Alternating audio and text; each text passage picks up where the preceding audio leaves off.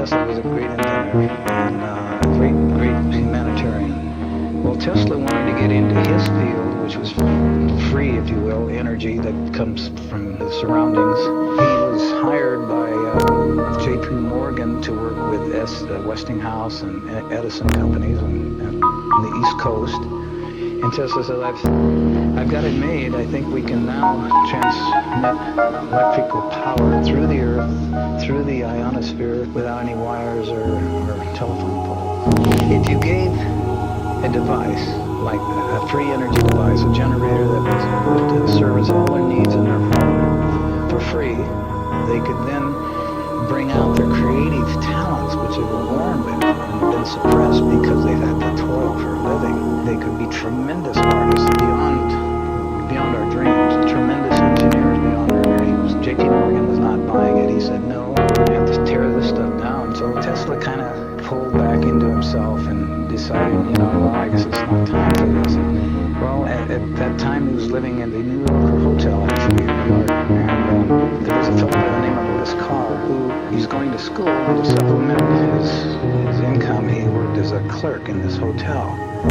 And Tesla and him became acquainted. And Carr was a sponge. He loved science in every way, shape, or form. And he was a natural science. He believed in the same thing Tesla did, that there's no limits to natural science, and everything should be on a simple level. Tesla said, they're not interested in my time. I want you to take everything I can teach you and go in your time and see if they'll listen to you. And if you don't make it, you're going to have to pass it on, because at the rate we're going, we're on a self-destructive course. Carr said, I will, and he got his own lab started and started really getting into a lot of free energy devices and building them. So he built the spaceship? Mm-hmm. He's building small spaceships and he had different sizes, different models. So tell us how you met Otis Carr and how you began working with these flying saucers. There's a company, Advanced Kinetics, in Costa Mesa. That's where we're living, Costa Mesa, California. And they're looking for a research and development laboratory technician. They gave me a job, they put me in the research lab, and I was inventing ideas all day long. I just loved it because I like to invent simple ways of doing hard things. And was Otis Carr working there too? No. I told some friends about this and what I was doing, and he said, well, come to our group. We've got a group here called Understanding. It was created by a gentleman by the name of Daniel Fry in California. We could talk about things that were unlimited, not limited. I said, my mission is to see that we have habitation and transportation in one vehicle. And he said, well, you sound like a guy that's back east getting in trouble right now. His name is Otis Carr. And he put in a patent for a levitation device, and they wouldn't give him the patent. He said, you've got to pull that levitation out and anchor it on the ground, and we'll give you a patent on an amusement device. You cannot use levitation. They brought him out to California. They said, here's your lab. It was all built. It had living quarters. It had machine shops. That's where you did most of your work, I imagine. This is where you guys worked on the spaceship. Yeah. How long did it take to develop this craft? Day and night, 24/7, we were building these small prototypes. And they would range anywhere from 12 inches to 3 feet to 6 feet, in size. And they actually flew. They actually levitated. Oh, yeah. What was the source of the power? Well, it was magnetic in nature. And you were actually building these for people to sit in. I mean, not just models. These were prototypes just to prove what we wanted, and then graduate up to where human habitation could get on board and operate. If you could explain to us very simply how this device and all these craft work. In those days, we had counter-rotating wheels, one going clockwise, another going counterclockwise. We had a capacitor, we had small magnets, and we had what's called a U-tron. It was a double tetrahedron. That's 2 ice cream coolers put with the open ends together so that you have a diamond shape. And we had 12 of them around the periphery of the craft. And we had magnets, horseshoe magnets, 12 of those around the craft. So when you started rotating and counter-rotating, as these neutrons went through the field, they would act as a generator and a capacitor in themselves, and they would generate a lot of power, not necessarily electrical power, but vibrational power. When you get to the resonant frequency of your surroundings, it cancels everything out. It goes to a 0 point. And once you reach 0 point, then you can go anywhere you want. And you have your own force field around the craft.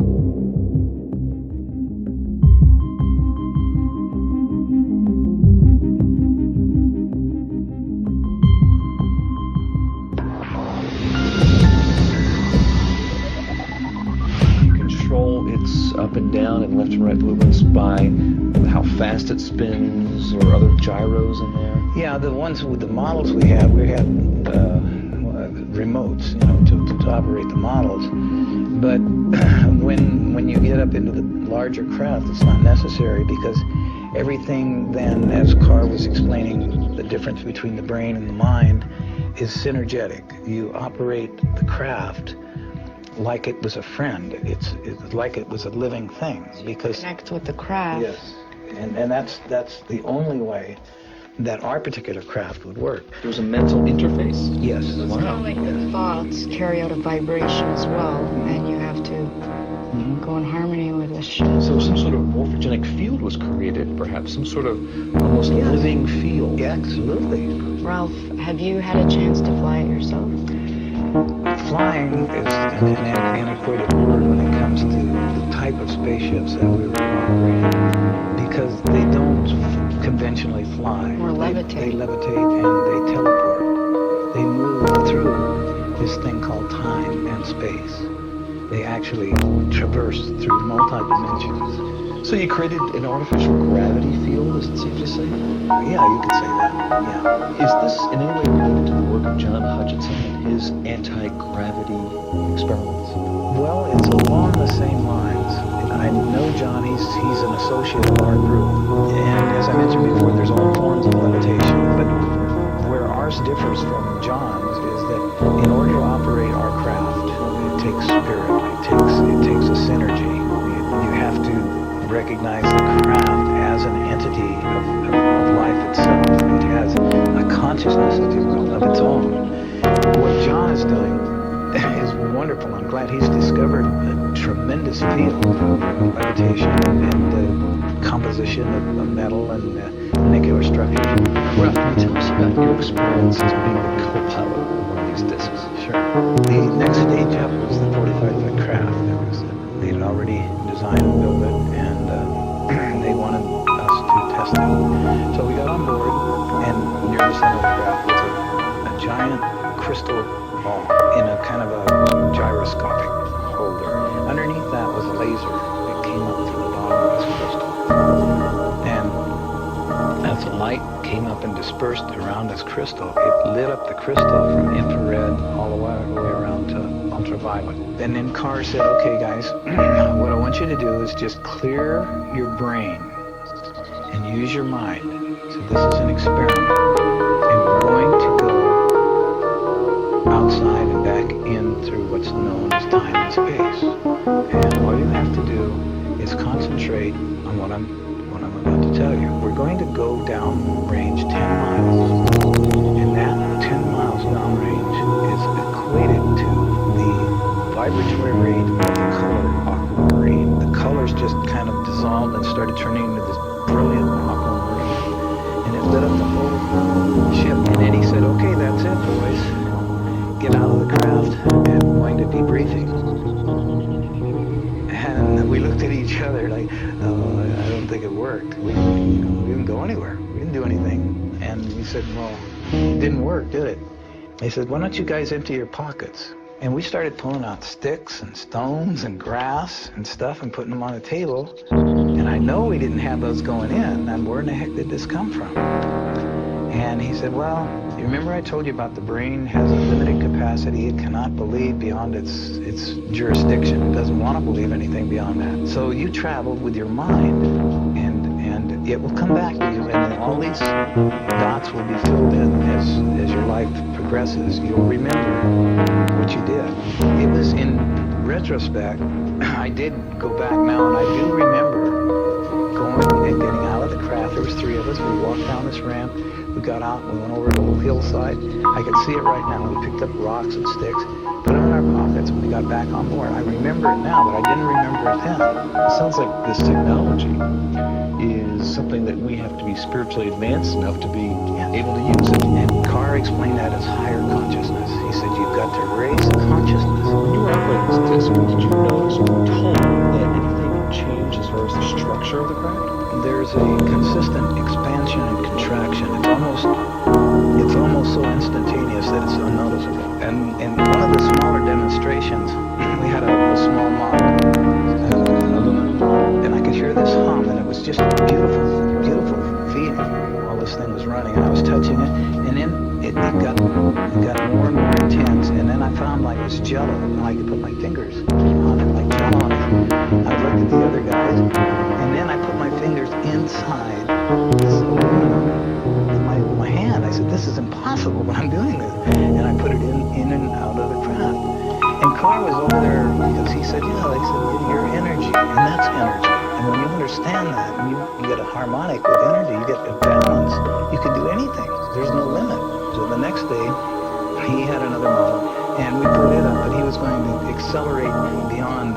He says, these retinas are like cameras are flashing at milliseconds, and when you flash fast enough, things seemingly disappear.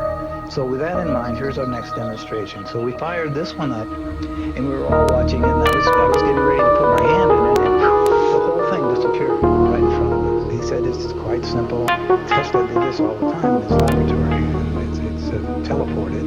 He said, well, where did it go? It might have landed on somebody's dining room table. I don't know. I don't know yet. And I don't know if it'll come back. Maybe it'll show up someday. Maybe it's gone. Maybe it's still there. Maybe it's just we don't see it. And it's out of our dimension. And he explained that the mind, when you tune yourself high enough and you get into the mind space instead of the brain space, instead of logic or instead of reasoning or instead of all those things, you just get up to a sense of knowing. You know who and what you are. That you're a creative, immortal, infinite being. And we all are.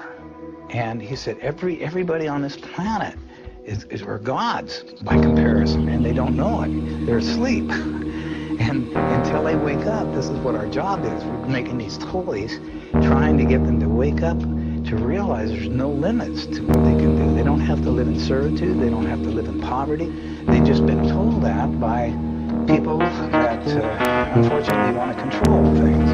Carr explained to us that the brain that we have operates this water vessel which we live in, but the energy that inhabits the vessel is who and what we are. We are energy. We're not bodies. The energy is all magnetic in nature. It's free in nature. We're swimming in energy. Well, before we could get any further with it, we were invaded, if you will, by people with a piece of paper that said they were at this time closing us down. The paper read that we were attempting to overthrow the monetary system of the United States, and that could be construed as high treason, and we were shutting you down and confiscating all your equipment. Wait a minute. Didn't John Hutchison say the same thing about the Canadian government? That they confiscated his entire lab at one time? I stayed in touch with Carr as much as I could, but as soon as I contacted him, I was contacted by somebody who told you to stay away from even thinking about this. Well, what did the energy companies do? The powers that be, namely the power companies, weren't quite interested in anything that to do with Tesla or Carr. They didn't want this information out. It was even beyond the energy company. It was behind. It came down to, and it can be traced to this day back to the international banking system of England. That's where this all started, the monetary system per se. Because his inventions were so revolutionary, it would have upset the whole banking system? Yes, it would upset everything. They had a very, very earnest effort put forth to eliminate Carr and his inventions and his ideas.